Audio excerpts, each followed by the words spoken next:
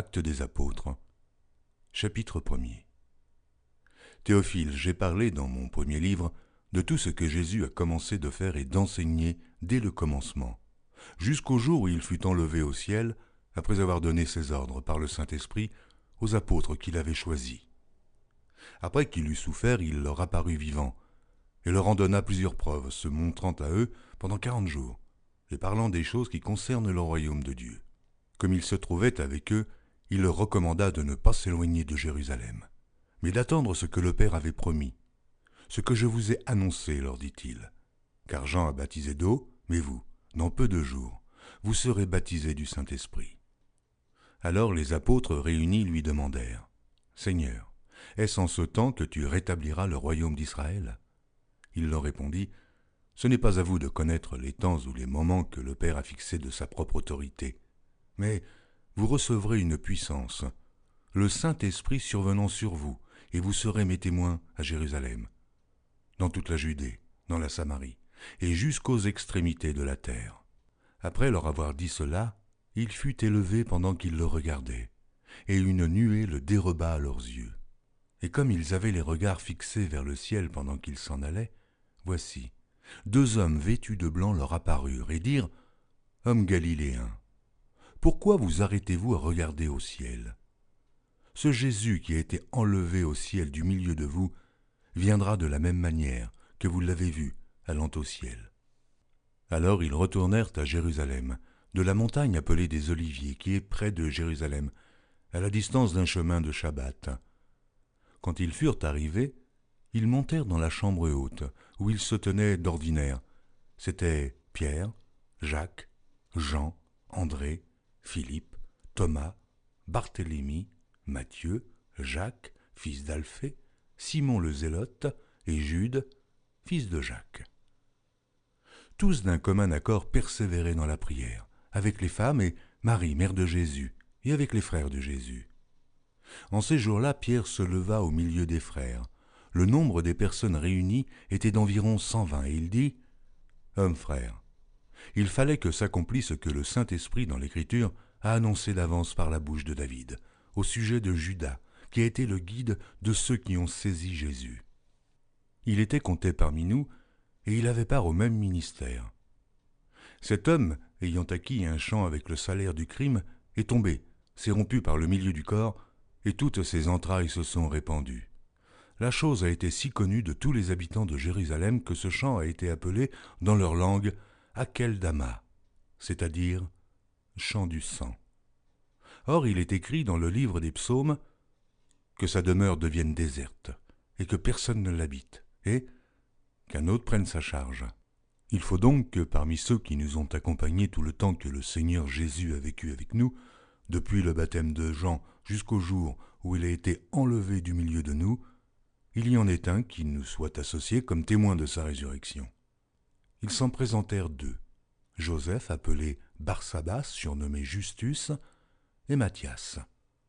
Puis ils firent cette prière, « Seigneur, toi qui connais les cœurs de tous, désigne lequel de ces 2 tu as choisi, afin qu'ils aient part à ce ministère et à cet apostolat que Judas a abandonné pour aller en son lieu. » Ils tirèrent au sort, et le sort tomba sur Matthias, qui fut associé aux 11 apôtres. Actes des apôtres, chapitre 2. Le jour de la Pentecôte, ils étaient tous ensemble dans le même lieu. Tout à coup, il vint du ciel un bruit comme celui d'un vent impétueux, et il remplit toute la maison où ils étaient assis. Des langues, semblables à des langues de feu, leur apparurent, séparées les unes des autres, et se posèrent sur chacun d'eux. Et ils furent tous remplis du Saint-Esprit, et se mirent à parler en d'autres langues, selon que l'Esprit leur donnait de s'exprimer. Or, il y avait en ces jours à Jérusalem des Juifs, hommes pieux, de toutes les nations qui sont sous le ciel. Au bruit qui eut lieu, la multitude accourut, et elle fut confondue parce que chacun les entendait parler dans sa propre langue. Ils étaient tous dans l'étonnement et la surprise, et ils se disaient les uns aux autres, « Voici ces gens qui parlent, ne sont-ils pas tous galiléens ? Et comment les entendons-nous dans notre propre langue, à chacun dans notre langue maternelle ? Partès, Médès, Élamites, ceux qui habitent la Mésopotamie, la Judée, la Cappadoce, le Pont, l'Asie, la Phrygie, la Pamphylie, l'Égypte, le territoire de la Libye voisine, de Cyrène, et ceux qui sont venus de Rome, juifs et prosélytes, crétois et arabes, comment les entendons-nous parler dans nos langues des merveilles de Dieu? Ils étaient tous dans l'étonnement, et, ne sachant que penser, ils se disaient les uns aux autres, « Que veut dire ceci ?» Mais d'autres se moquaient et disaient, « Oh, ils sont pleins de vin doux. » Alors Pierre, se présentant avec les 11, éleva la voix, et leur parla en ces termes. « Hommes juifs, et vous tous qui séjournez à Jérusalem, sachez ceci, et prêtez l'oreille à mes paroles. Ces gens ne sont pas ivres, comme vous le supposez, car c'est la 3e heure du jour. Mais c'est ici ce qui a été dit par le prophète Joël. Dans les derniers jours, dit Dieu, je répandrai de mon esprit sur toute chair. Vos fils et vos filles prophétiseront. Vos jeunes gens auront des visions, et vos vieillards auront des songes. Oui, sur mes serviteurs et sur mes servantes, dans ces jours-là, je répandrai de mon esprit, et ils prophétiseront. Je ferai paraître des prodiges en haut dans le ciel, et des miracles en bas sur la terre, du sang, du feu, et une vapeur de fumée. Le soleil se changera en ténèbres, et la lune en sang, avant l'arrivée du jour du Seigneur, de ce jour grand et glorieux. Alors, quiconque invoquera le nom du Seigneur sera sauvé. Hommes israélites, écoutez ces paroles. Jésus de Nazareth, cet homme à qui Dieu a rendu témoignage devant vous par les miracles, les prodiges et les signes qu'il a opérés par lui au milieu de vous, comme vous le savez vous-même, cet homme, livré selon le dessein arrêté et selon la prescience de Dieu, vous l'avez crucifié. Vous l'avez fait mourir par la main des impies. Dieu l'a ressuscité en le délivrant des liens de la mort, parce qu'il n'était pas possible qu'il fût retenu par elle. Car David dit de lui, « Je voyais constamment le Seigneur devant moi, parce qu'il est à ma droite, afin que je ne sois point ébranlé. Aussi, mon cœur est dans la joie, et ma langue dans l'allégresse, et même ma chair reposera avec espérance, car tu n'abandonneras pas mon âme dans le séjour des morts, et tu ne permettras pas que ton sein voie la corruption. Tu m'as fait connaître les sentiers de la vie, tu me rempliras de joie par ta présence.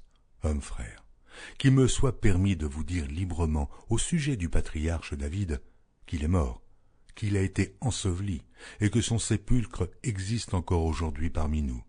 Comme il était prophète, et qu'il savait que Dieu lui avait promis avec serment de faire asseoir un de ses descendants sur son trône, c'est la résurrection du Christ qu'il a prévue et annoncée, en disant qu'il ne serait pas abandonné dans le séjour des morts, et que sa chair ne verrait pas la corruption. C'est ce Jésus que Dieu a ressuscité. Nous en sommes tous témoins. Élevé par la droite de Dieu, il a reçu du Père le Saint-Esprit qui avait été promis, et il l'a répandu, comme vous le voyez et l'entendez.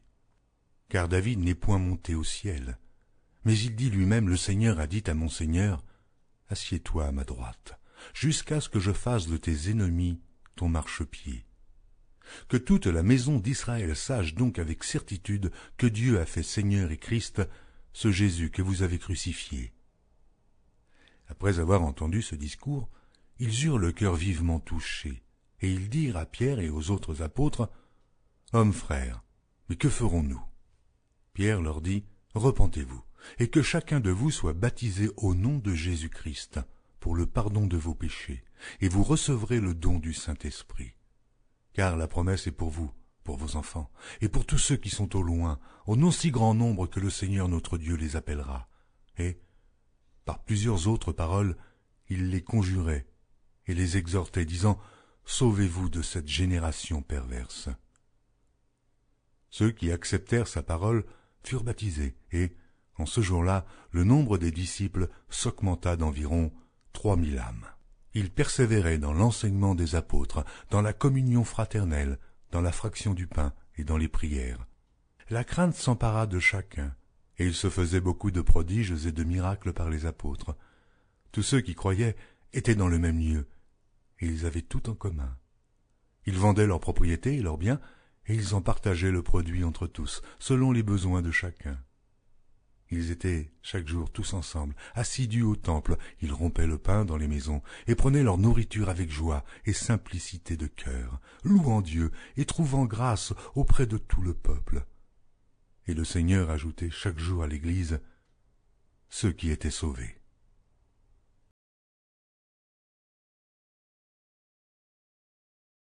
Retrouvez chaque jour sur EMCI TV une nouvelle lecture de la Bible illustrée en vidéo. Pour revoir ce programme, rendez-vous sur notre site emcitv.com.